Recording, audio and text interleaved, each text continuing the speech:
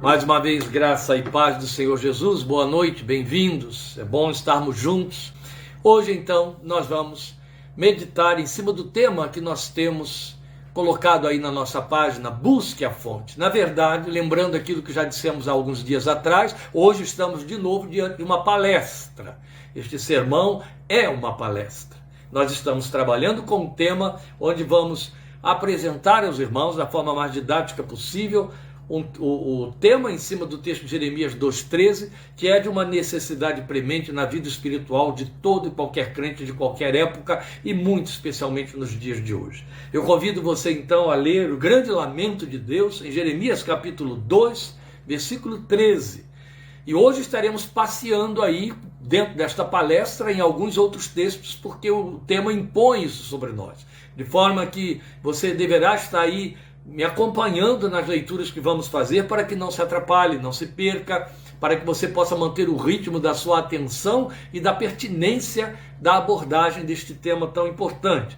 Então, por favor, lendo Jeremias capítulo 2, versículo 13, vamos à palavra de Deus. Eu estarei lendo na NVI, mas ele é um pouquinho diferenciado aí nas suas versões, muda muito pouca coisa. Aqui na palavra onde eu tenho o substantivo crimes, aí na sua está maldades, mas para dizer a mesma coisa. Então o texto diz: o meu povo cometeu 2 crimes. Eles me abandonaram, crime 1, a mim, a fonte de águas vivas, e cavaram as suas próprias cisternas, crime 2, cisternas rachadas que não retêm água. Então o que diz o texto?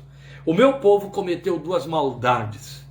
A mim me deixaram o manancial das águas vivas e cavaram para si cisternas rotas que não retêm as águas. Acabei de fazer a leitura nas versões antigas de que alguns fazem uso. Vamos então orar ao Senhor e desenvolver esse tema para a nossa vida espiritual na oportunidade que Deus nos dá hoje.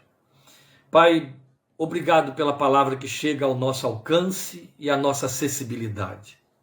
Obrigado, meu Deus, pela janela que se abre diante da nossa fé e queremos que através dela nós possamos perceber a Tua voz, a voz do Teu Espírito apelando ao nosso coração, colocando diante de nós os caminhos, as trilhas, as veredas, por onde queres que caminhemos, porque foi todo o teu sonho, todo o teu propósito quando nos alcançaste em Jesus. Quando nos chamaste no teu Filho, tu prometeste para muito além, ou em paralelo, a vida eterna contigo, que chamamos de salvação, uma vida abundante, uma vida plena, para ser vivida aqui, que é preparatória. É a vida que, na verdade, intensifica em nosso coração o desejo por tua companhia, por tua presença, de tal maneira que isso pulsa e se lança no espaço em direção à eternidade. E nos faz pensar na perspectiva do céu, e nos faz pensar na perspectiva de entrarmos na tua presença eterna, de maneira que até a palavra morte é totalmente banida, é esquecida, diante do fato de que ela não é obstáculo, é acesso.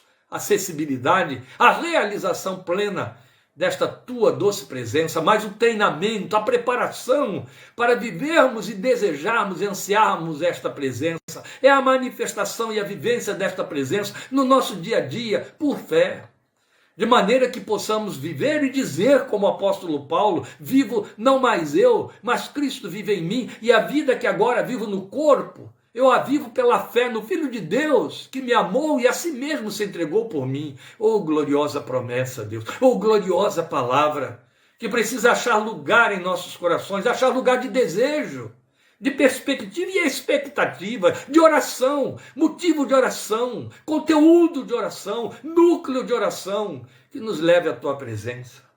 Oh, pelo teu Espírito, fala-nos estas coisas hoje. Ensina-nos estas coisas hoje, desperta-nos para elas.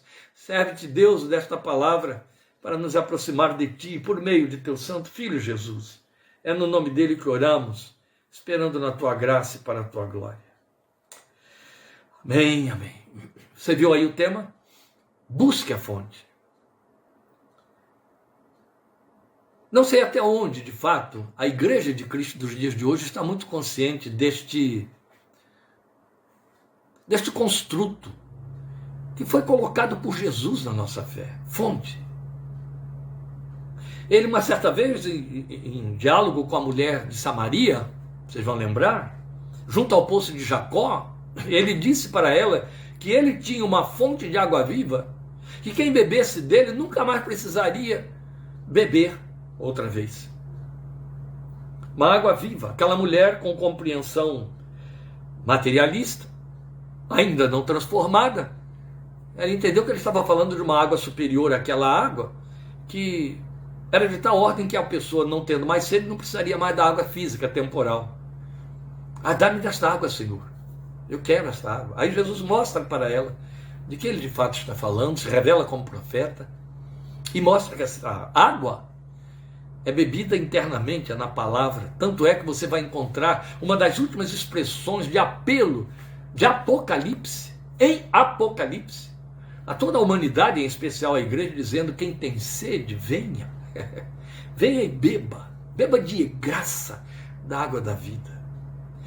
Essas metáforas que são tão abundantemente usadas na palavra de Deus, e especialmente na boca de Jesus, elas têm um sentido profundo e muito pertinente. Nosso propósito hoje é pensar nessa fonte. É evidente que quando a gente fala em busque a fonte, e isso é verdade, você pensa logo nele, na presença dele. Daí temos colocado a canção aí de Isaías Saad, falando da sua presença. Nada mais me satisfaz que estar na tua presença. Isso é absolutamente verdadeiro. Mas não é a realidade buscada por quase totalidade da igreja nesta geração. Eu olho para trás, meus amados irmãos, na minha experiência cristã, mais de 50 anos de vida com Cristo. Digo isso com um prazer infinito, profundo, cheio de louvor e gratidão a Deus. Mas eu olho para trás, penso naquela minha geração, vocês devem lembrar aí, N vezes ouviram o meu testemunho de uma conversão aos 16 anos de idade. Eu penso naquela minha geração. Eu me dou conta, porque não era uma experiência exclusiva minha, de que era uma geração sedenta.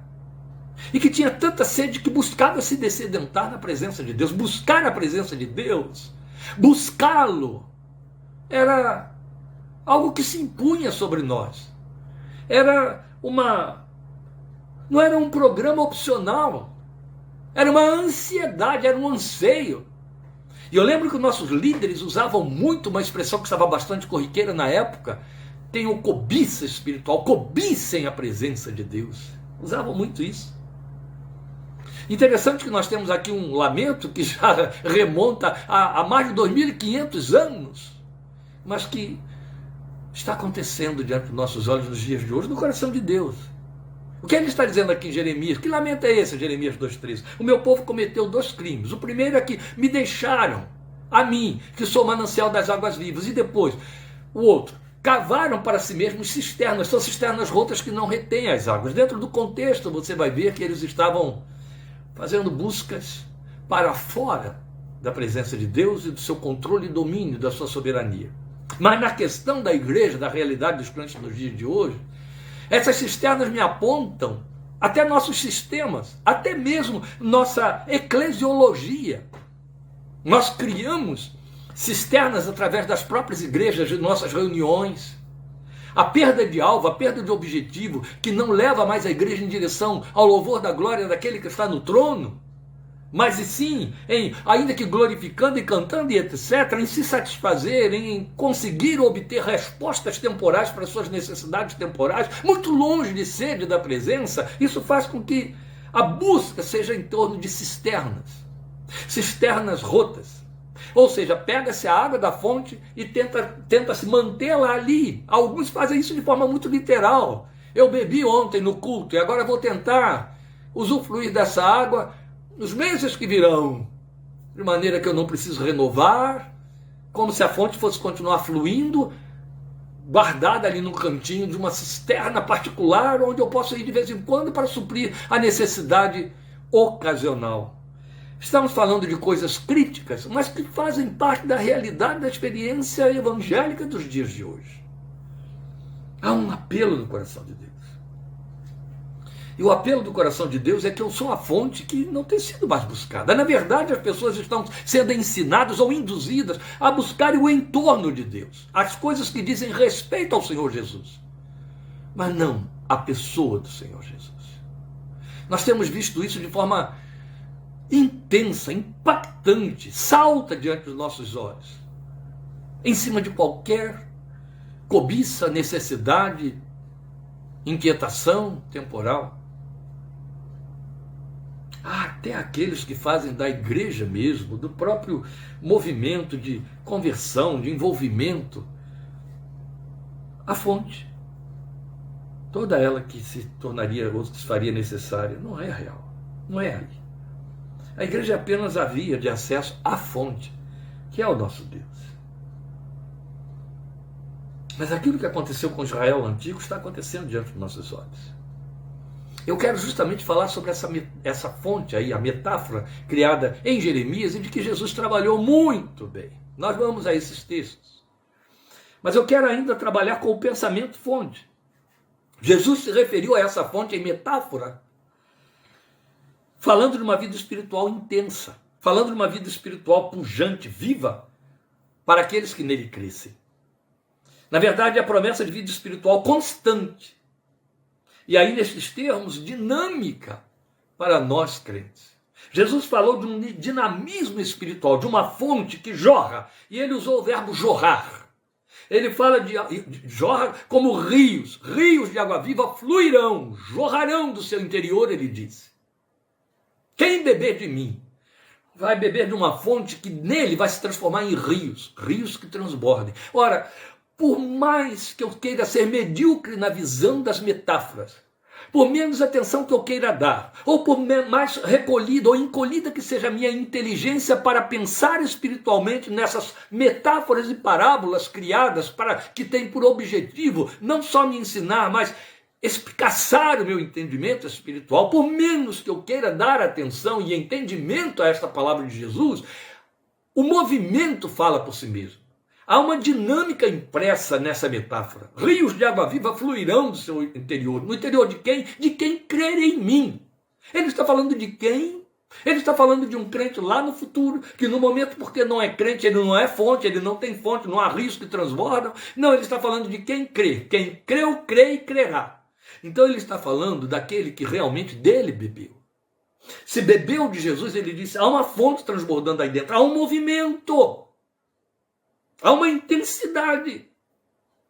E antes de fazer essas abordagens, eu quero intensificar o seu pensamento a nível de ilustrar a metáfora, a nível de perceber na metáfora criada pelo Senhor essa dinâmica que joga por terra toda a ideia de marasmo, sabe, de aquela coisa parada, solene, vazia, morna.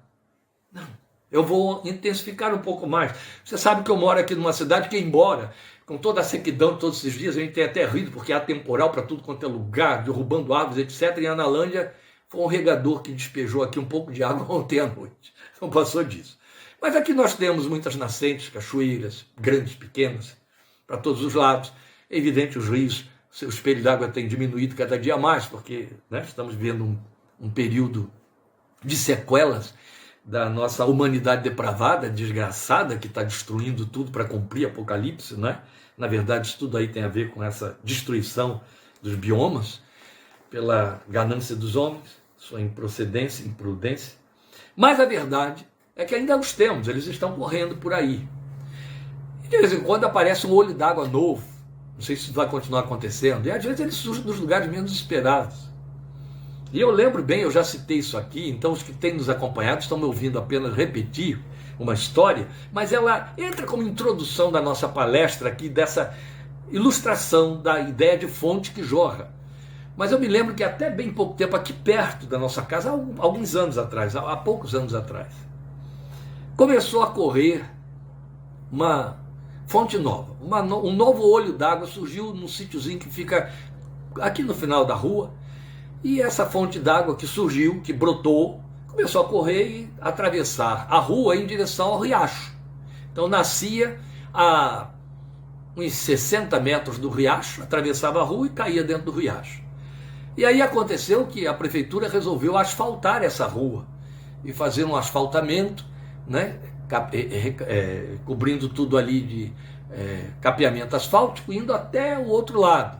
E o asfalto então foi feito. E passou por cima do olho d'água, ou melhor, não do olho d'água, do filete de água que corria do olho d'água.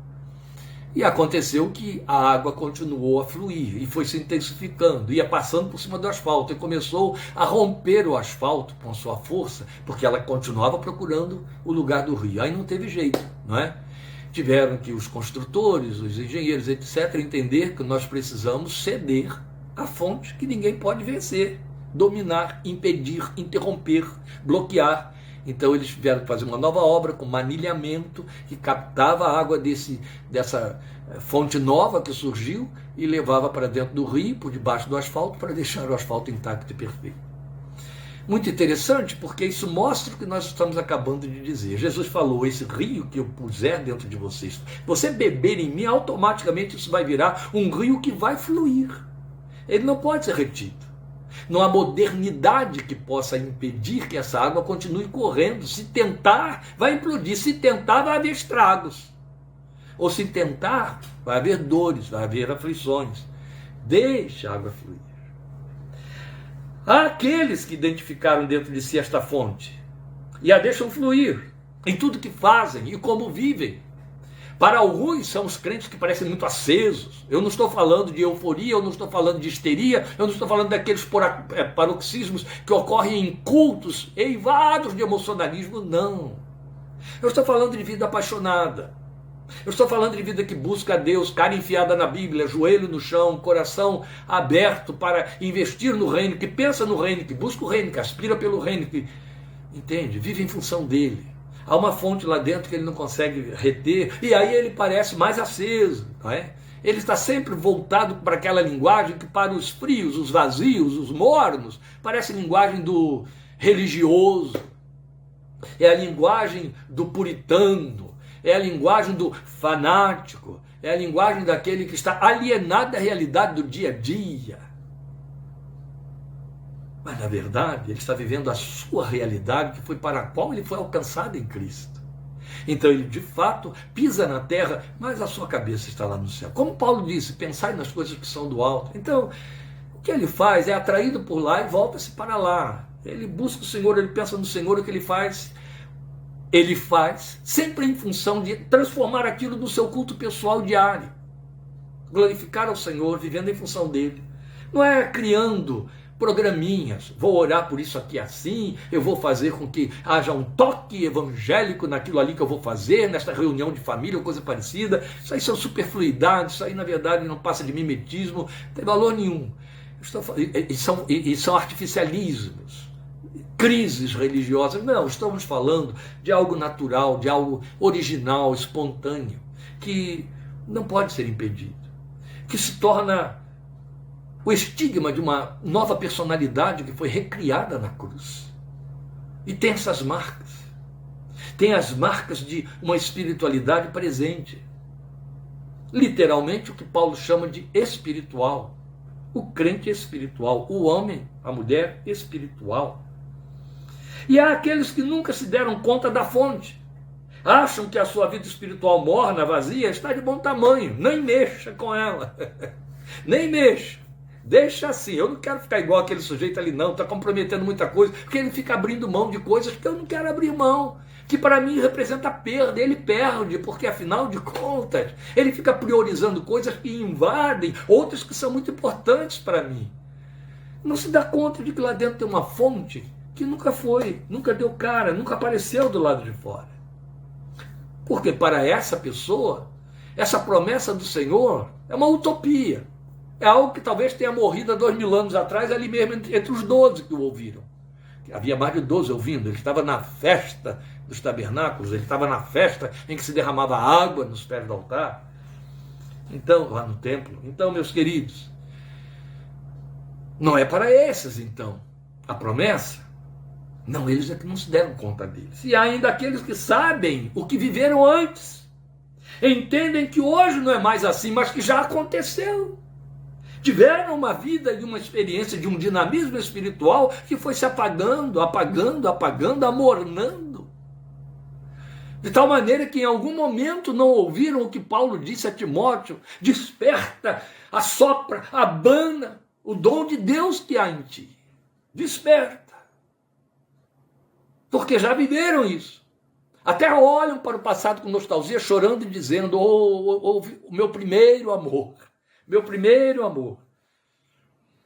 Então, na mesma medida, o lamento divino em Jeremias nos alcança.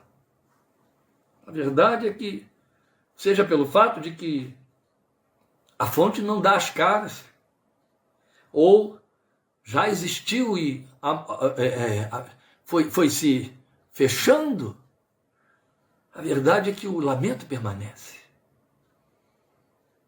Deixaram a mim a fonte. Não deram lugar para o fluir da fonte, para o que eu fiz na vida deles, o que eu coloquei lá dentro. Meus queridos, nós não podemos encarar a vida de fé. A igreja de Cristo não pode encarar a vida de fé, a experiência de um novo nascimento, que custou a vida do Filho de Deus, que custou cruz, que custou perseguição, ignomínia, ignorância e morte, que custou transformação. A igreja não pode encarar essa experiência gloriosa e invisível que se chama novo nascimento como se fosse um tapa de espiritualidade em meio às várias experiências da vida. O homem nasce para viver as experiências que a vida lhe oferece, ou com que ele é atraído ou induzido a buscá-las, da parte de pais, de cuidadores, de professores, de todo o sistema que o cerca, estimulando para que ele se torne um grande consumidor lá na frente, não é? A verdade é que o homem nasce e sai em busca de crescer. E aí ele vai somando uma série de experiências, ele vai somando aí crescimento, profissionalidade, estudo, etc., tentando adquirir nome, lugar ao sol, casamento, filhos, família, tudo que faz parte do cotidiano, da realidade da existência, e aí acrescenta ou passa por uma experiência espiritual e toma isso como um acréscimo, toma isso como alguma coisa que se agrega às outras mais. Talvez a melhor. Ele, por conta de piedade, ele a coloca num plano de superioridade, ou esta é a experiência melhor, mas é mais uma de qualquer forma. É a melhor. Na verdade, nascer de novo e a vida do novo nascimento, vida de transformação, não é nada melhor do que as outras coisas, é o tudo para o que viemos à existência. Fomos sonhados e pretendidos nos dias da eternidade até que isso viesse a acontecer, se tornasse realidade para ser vivida no dia a dia, enquanto vivermos intensamente. Até que os limites da vida, doença ou velhice, tornem tudo menos dinâmico em termos de movimentos físicos, mas intensos pelo lado de dentro. Eu já falei para vocês, e eu vou repetir, eu lembro quando a missionária Dorcas, eu estou falando de 30 anos passados, 40 anos passados, ela desejou muito conhecer Dona Rosalie Appleby lá nos Estados Unidos, e que já estava quase surda, quase cega, muito velhinha, aquele tempo. Dorcas foi para lá, ficou com ela 15 dias, lá estava uma guerreira de Deus, que fez um trabalho missionário 35 anos aqui no Brasil, incomparável, nas terras de Minas Gerais, que escreveu dezenas de livros devocionais altamente inspiradores, que gerou filhos espirituais, homens e mulheres que dominaram o nosso espaço e os campos missionários. Lá estava ela quebradinha de velhice, recolhida lá na sua cidade, nos Estados Unidos. Dorcas foi para lá, ficou com ela 15 dias. E eu amava muito Dona Rosalie Appleby. Eu lembro quando Dorcas voltou, porque eu participei muito de perto disso aí, a primeira pergunta que eu lhe fiz, Dorcas chegou de avião, desceu no Rio, do Rio tomou um outro avião, ou uma outra condução para Campina Grande, e eu estava em João Pessoa nessa ocasião, para João Pessoa, e ela chegou a João Pessoa, mal ela chegou a João Pessoa, já foi lá, no lugar em que eu estava, e a primeira pergunta que eu fiz quando eu a vi foi: como foi ficar com Dona Rosalie 15 dias? Ela: fiquei com um Jesus de saia, 15 dias e 15 noites. E encheu os olhos de lágrimas. Essa foi a experiência mais fascinante da minha vida. Lá estava aquela velhinha alquebrada, vivendo sozinha, dobradinha, mas respirando Jesus o dia inteiro. Ela fala nele o tempo todo, ela vive para ele, ela sonha com ele, ela o transpira. Ela disse, foi um banho de Jesus, era um Jesus de saia, um Jesus encarnado ali, debaixo daquele mesmo teto. Foi uma experiência que marcou Dorcas pelos muitos anos que ela ainda veio a viver depois disso. É disso que estamos falando. Não estamos falando de alguém que tem que sair por aí, que prega, que diz, que fala, que acontece, que faz aquele alvoroço que a gente vê circense dentro de muitas igrejas. Ele não passa disso. E o caráter, inclusive, nem acompanha toda aquela espiritualidade exacerbada, cheia de glamour. Não. Então, meus irmãos, só repassando o que acabei de falar aqui dentro dessa nossa palestra, aqueles que identificaram dentro de si esta fonte e a deixam fluir. É o caso da Dona Rosalie Appleby. Mas aqueles que nunca se deram conta dela e estão satisfeitos com o que têm, acham que está de bom tamanho. E há aqueles que sabem o que já viveram, que experimentaram, mas que entendem que hoje não é mais assim. A fonte não está fluindo mais. Então eu quero falar da possibilidade da fonte. É evidente que eu vou retomar o que eu citei, mas agora lendo o texto, por isso que eu disse, vocês vão me acompanhar numa caminhada aí pela Bíblia, por favor, vamos ao texto que eu citei, de Jesus falando sobre essa fonte, é quando o argumento é inaugurado pelo Senhor Jesus. Capítulo 7 de João, Evangelho de João, capítulo 7, eu vou ler os versículos 37 a 39. No último e mais importante dia da festa, Jesus levantou-se e disse em alta voz: se alguém tem sede, venha a mim e beba. Eu creio que ele continuou com alta voz.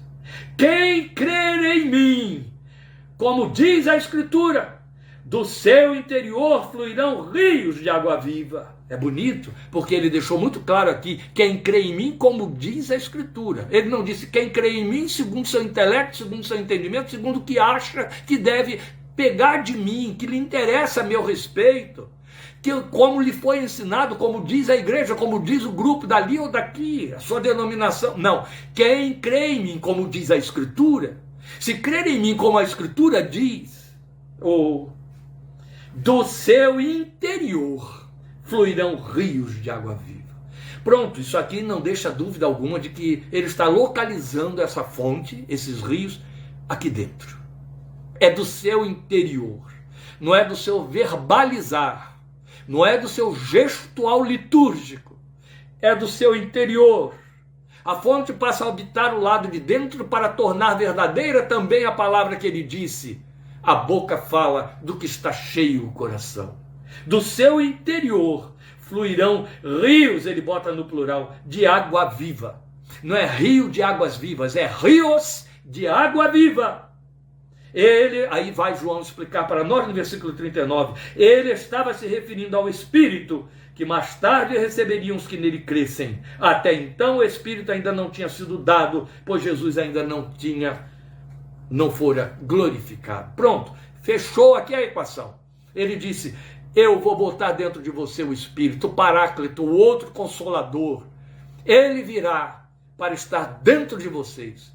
E isso vai ser rios de água viva que fluem do interior. Isso fala de um dinamismo, de uma vida espiritual que só acontece e depende exclusivamente da habitação do Espírito no coração do crente, do mover do Espírito no coração do crente. Lembram que fomos advertidos a respeito de cuidados quanto a este Espírito, Deus vivo habitando dentro de nós. Não o entristeçam, não o apaguem, não resistam a ele. São 3 verbos usados alusivos ao Espírito Santo quanto a atitudes nossas, quanto a movimentos ativos nossos que o afetam. E há um quarto. Deixem-se encher por ele. A ideia de Espírito como esse rio, ela está presente em todas as metáforas. Pedro, quando fala no dia de Pentecostes, daquele momento em que ali no cenáculo todos foram cheios do Espírito Santo, ele diz, Deus derramou isto que vocês agora estão vendo, derramou. Paulo então vai falar de ser cheio do Espírito como um vaso que é lotado de líquido, de água que transborda, ser cheio do Espírito.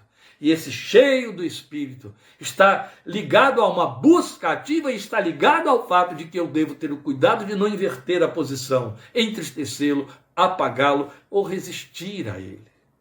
É dar a ele o seu fluxo. O Espírito não precisa ser alimentado, eu preciso tirar do caminho aquilo que estorva o seu fluir. Então a possibilidade da fonte foi aprontada por Jesus.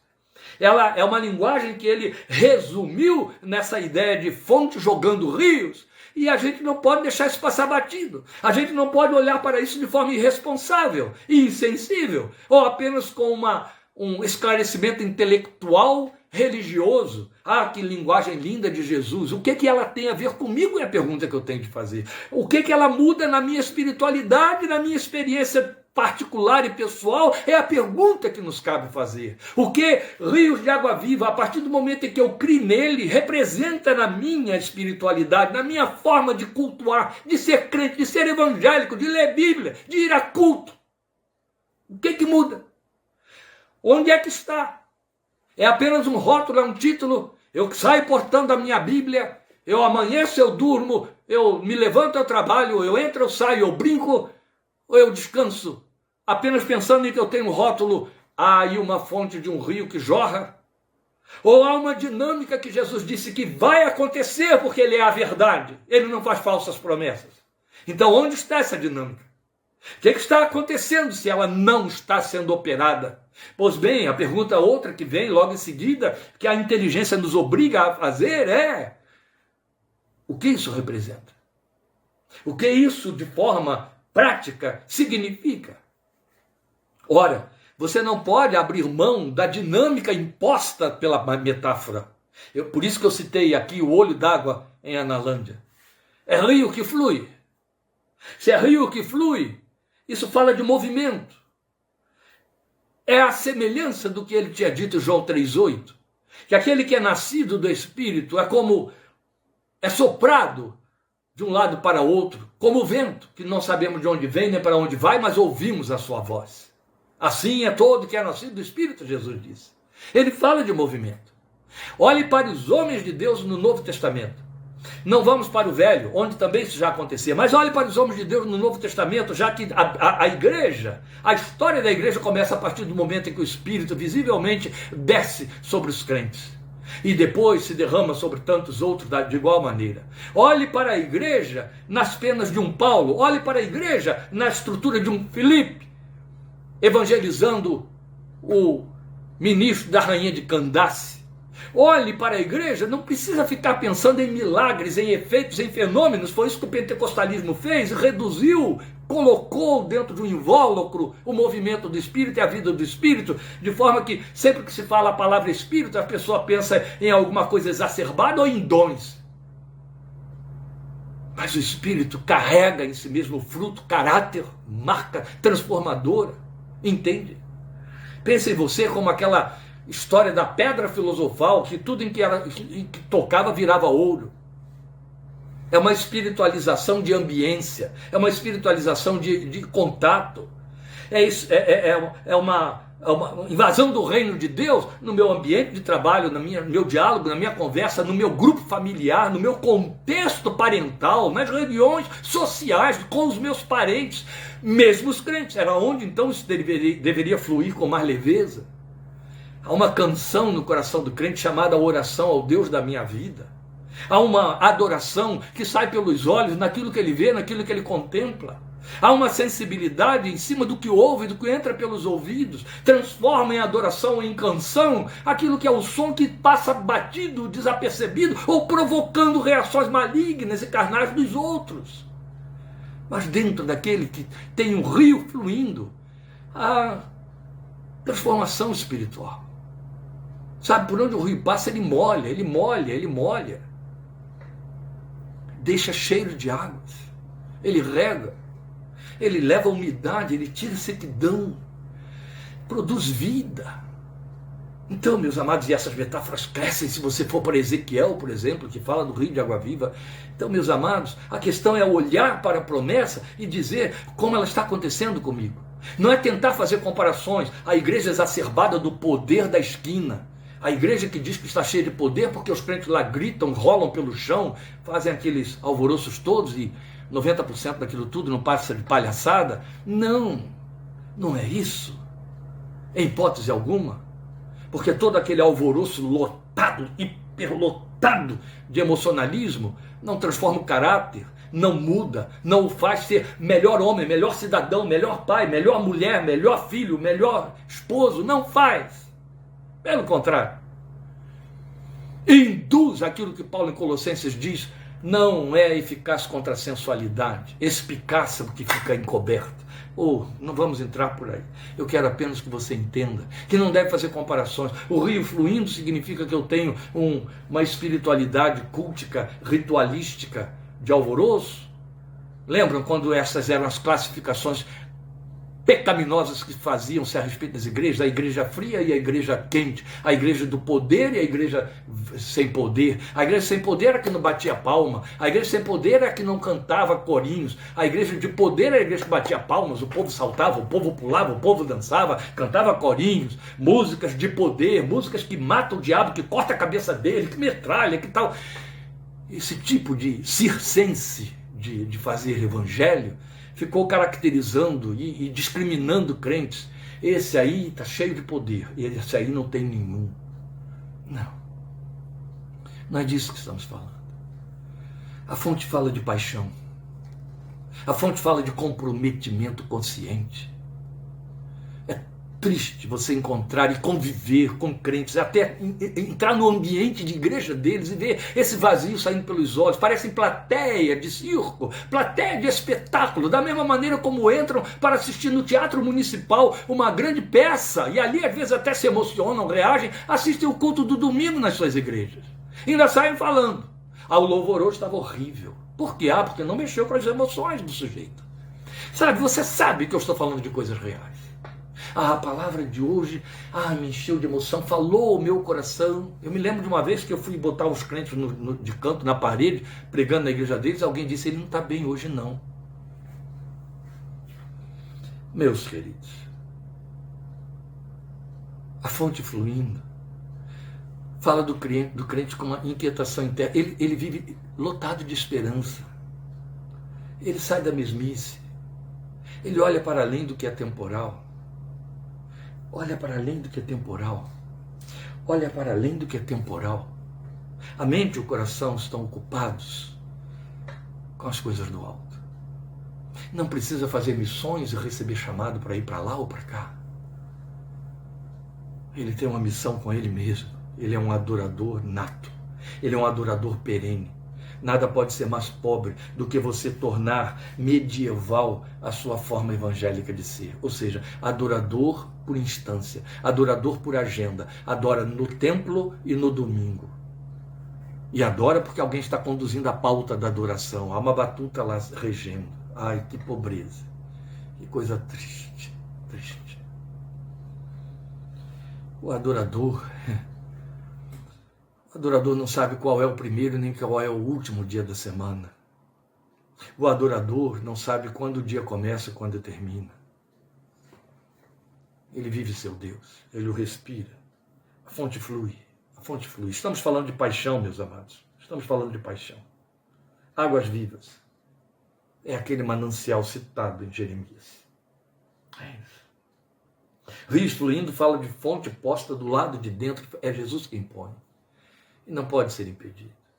Sabe, aquele mesmo Espírito que a Bíblia diz que Deus pôs dentro do coração dos que creem, está em Romanos, repetido em Gálatas, que dentro de nós clama, Abba. Estas próprias colocações feitas por Paulo, onde ele não está usando de metáfora, ele está fazendo uma indicação de uma experiência direta, presente, real, indispensável. Do contrário, o crente não é crente, só é um religioso. Se alguém não tiver o Espírito de Cristo, não é dele, Paulo diz no mesmo texto de Romanos, mas ele diz, uma vez que é crente, Deus colocou no seu coração esse Espírito que testifica que ele é filho e que nele clama, Abba, Pai, para falar dessa instância aqui de dentro que não para, que não cessa. Ele não vai lembrar que Deus é Pai, porque agora ele precisa que papai me bota no colo, me socorre porque a coisa ficou feia. Não. Ele vive na comunhão com seu Pai. Ele tem consciência dessa paternidade divina sem abrir a boca. Respira, seu Deus. Eu quero mostrar a você a trilha da fonte. Por causa daqueles que olharam para trás e disseram, lá havia fonte. Agora não é mais assim. A fonte tem uma trilha. Como a fonte é o Senhor, ela não cessa. E isso vale também para as coisas das quais dependemos de Deus, ou nas quais dependemos de Deus.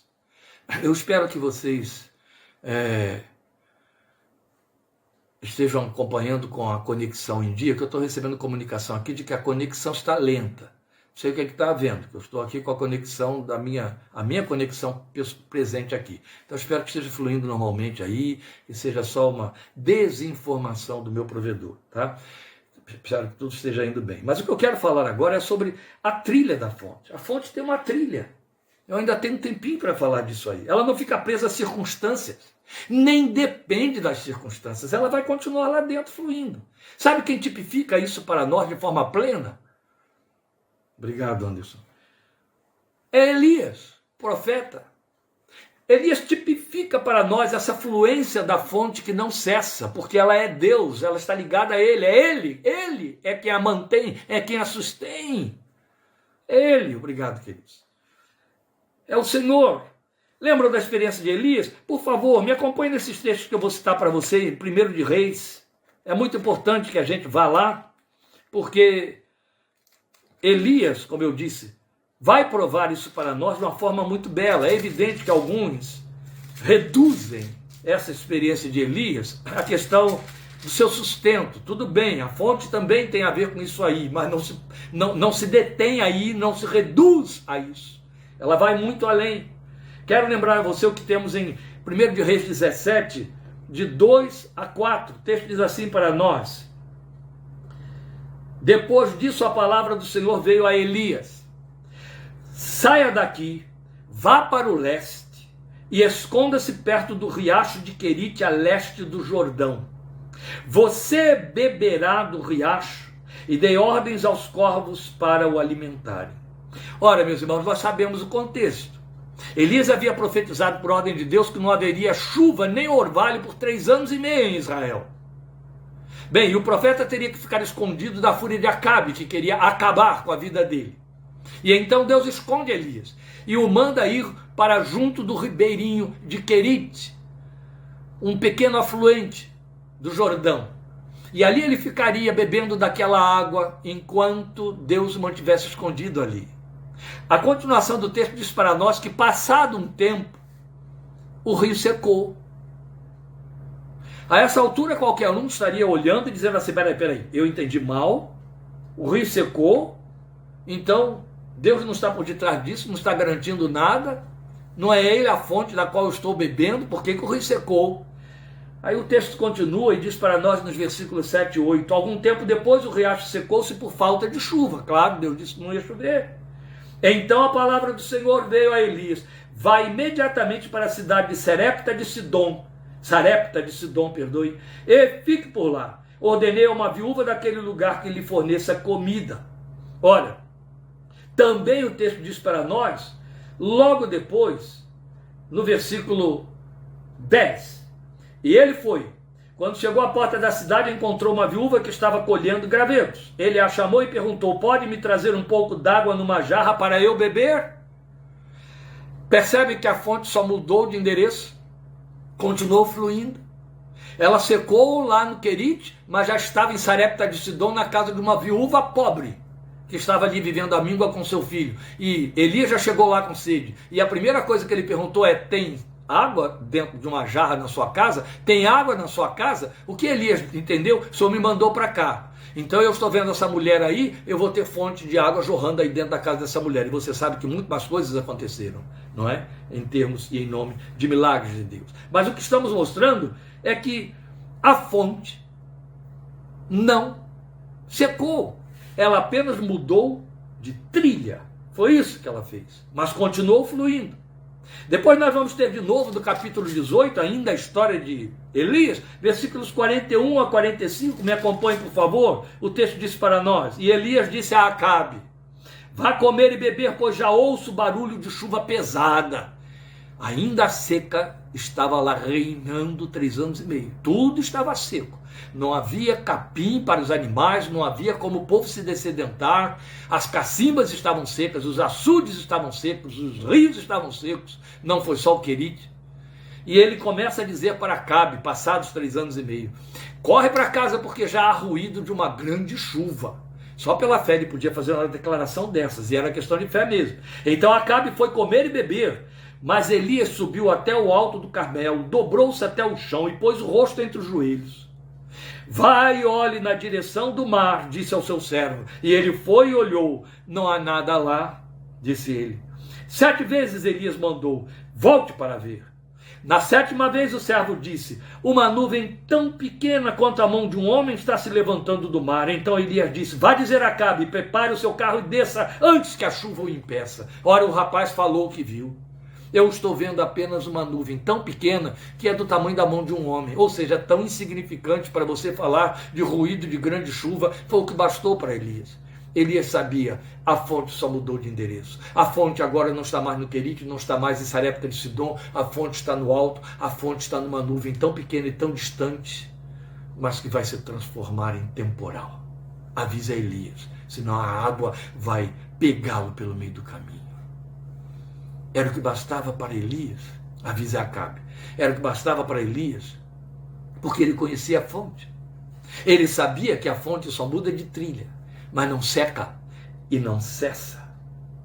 Mas por último, eu quero falar para você dessa possibilidade da fonte que não seca ser impedida de correr e de fluir. E com isso nós estamos apontando aquele terceiro quadro que eu disse aí, aqueles que olham para trás e dizem, ela fluía muito bem na minha vida, em dado momento parou, não é mais a mesma coisa. Aí fica atribuindo a outras atividades, a velhice, outras coisas mais. Há muitos compromissos, sim, tudo isso é verdade.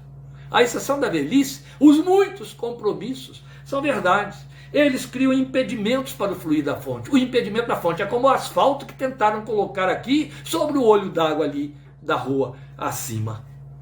E então, o que vai acontecer com a fonte? Ela vai secar porque foi impedida? Não. Ela ficará interrompida e aguardando o desimpedimento. Onde nós podemos ver a ilustração disso dentro da palavra de Deus? O impedimento da fonte. Entulhos que podem impedir o fluir da fonte. E é Isaque, filho de Abraão, quem tipifica isto para nós. Agora eu levo você, em última instância, a Gênesis. E você vai ler comigo 21:30 de Gênesis, e logo depois saltar para 26, de 16 a 18. O texto de 21:30 de Gênesis conta para nós o momento de uma experiência de Abraão, pai de Isaque. Pelo que Abimeleque lhe perguntou, o que significam estas 7 ovelhas que separaste das demais? Era um diálogo entre ele e Abraão. E Abraão responde, aceita estas 7 ovelhas de minhas mãos como testemunho de que eu cavei este poço. Abraão havia cavado um poço. E os servos de Abimeleque, o rei daquela terra, começaram a dizer, nós vamos tomar posse do poço. E tomaram posse do poço e expulsaram Abraão dali, como se eles fossem os donos novos do poço que Abraão tinha cavado. Então ele entra em acordo com Abimeleque, ele compra o título de posse do poço que ele mesmo cavou a Abimeleque com 7 ovelhas, que dá para esse homem, o rei da terra. O que significam elas? Eu estou dando isso pelo preço do título de que você vai reconhecer que eu cavei este poço. Os seus servos quiseram tomar posse dele. Eu só quero que você me dê o título de posse, você declare, não, Abraão cavou este poço pertence a Abraão.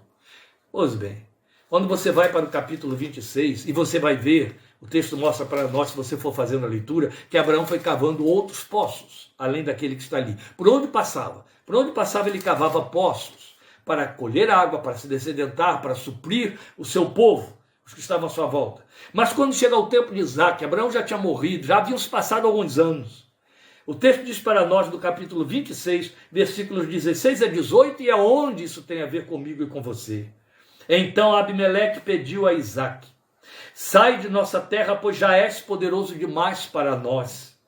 Por isso Isaque mudou-se de lá, acampou no vale de Gerar, aquele lugar onde Abraão havia cavado o seu primeiro poço, e ali se estabeleceu. Isaque reabriu os poços cavados no tempo de seu pai Abraão, os quais os filisteus fecharam depois que Abraão morreu, e deu-lhes os mesmos nomes que seu pai lhes tinha dado. Aqui a sabedoria e lição para nós. É verdade que aqui foram os filisteus que jogaram entulhos nos poços que Abraão fez. Os nossos filisteus também continuam fazendo isso, eles têm vários nomes. Às vezes os filisteus é crente, às vezes o filisteu que topa o nosso poço é um parente. Às vezes o filisteu que entope o nosso poço é um líder de uma igreja. Às vezes o filisteu que entope o nosso poço é a nossa ganância, nossa materialidade, nossos desejos materiais e temporais pelos quais queremos usar os recursos da vida espiritual para que eles possam continuar crescendo e vão virando entulhos, impedimentos, impedindo que aquilo que é água viva, flua, produza, descendente, seja eficaz. É como quem só come e não bebe e entope tudo. Às vezes os entulhos são colocados por nós mesmos, somos os próprios filisteus entulhadores dos nossos poços que um dia foram abertos. Os entulhos têm muitos nomes. Os entulhos são sofismáticos. Às vezes os entulhos vêm com o nome de obra de Deus e se torna apenas um laço para nos entupir de compromissos e sufocar e nos fazer ficar num ativismo louco que não produz vida, que só traz nome, só traz recursos, só traz aparências, mas estagna a vida espiritual por dentro, por detrás, lá nas bases. Pecados, como está lembrando a Zeca, de fato, são os entulhos, e a gente pensa nos entulhos só como pecados. Na verdade, qualquer coisa muito boa pode se transformar num pecado que se chama entulho, se for motivo para nos desviar da rota, para fazer secar a fonte, para nos esvaziar espiritualmente. Impediu é entulho. Atrapalhou é entulho. Retardou sua caminhada é entulho. Esvaziou sua espiritualidade é entulho. Não importa o nome que tenha, o laço consanguíneo, não importa a proposta com que veio, é entulho. E só atrapalha. Quebrou o seu ritmo, quebrou o entusiasmo, quebrou a alegria espiritual, é entulho. Está na hora de tirá-los. Está na hora de desentupi-los como Isaac fez. A fonte está lá dentro sufocada. E o Senhor quer que ela corra como um rio, que lhe traga uma vida espiritual dinâmica e eficaz. De vida espiritual parada, estagnada, terceirizando a espiritualidade de outros. A igreja evangélica está cheia já há muitos anos, já faz muitas décadas que um servo de Deus dos Estados Unidos uma certa vez escreveu que há aqueles que querem apenas $3 de Deus. É como quem compra um nugget num saquinho, numa padaria, e não, me dá só $3 para que eu não me empanturre e para que também eu não passe fome. É o que eu quero, é o que me basta. Deixa eu controlar a minha espiritualidade, conduzi-la de maneira que ela não invada as outras áreas e eu possa ficar bem comigo mesmo, com a minha consciência, entendendo que é o que me basta fazer. Meus amados, eu espero que esta palavra atenda a um propósito, o propósito de deixar você inquieto, incomodado, desconfortável, envergonhado diante de Deus, ou sedento, desejoso de algo que ainda não tem vivenciado, de experiências mais profundas, de respostas dentro do seu coração que lhe tragam sensibilidade, de coragem de encarar os entulhos como entulhos, por mais belos que sejam, por mais que o seu coração esteja enternecido.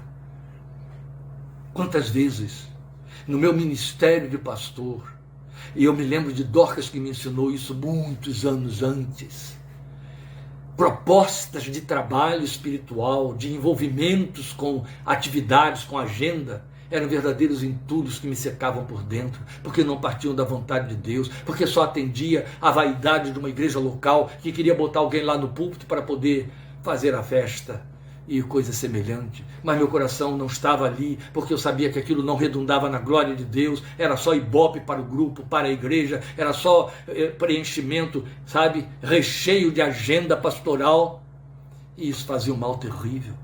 E quando eu tinha então que reagir e dizer não vou, não, meu Deus não quer, meu Deus, eu ganhava incompreensões, ódios, críticas, que coisa.